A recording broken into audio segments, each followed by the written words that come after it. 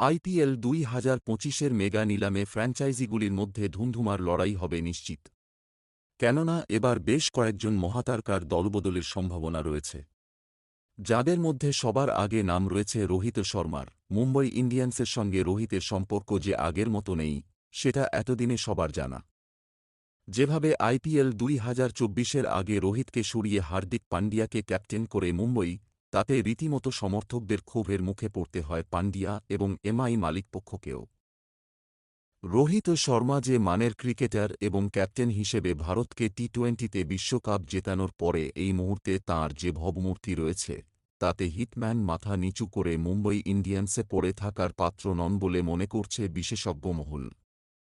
তার উপর BCCI right two match কার্ডসহ পুরনো স্কোয়াডের মোট ৬ জন ক্রিকেটারকে ধরে রাখার অনুমতি দিতে পারে ফ্র্যাঞ্চাইজিগুলিকে। সব দিক বিবেচনা করে এটা ধরে নেওয়া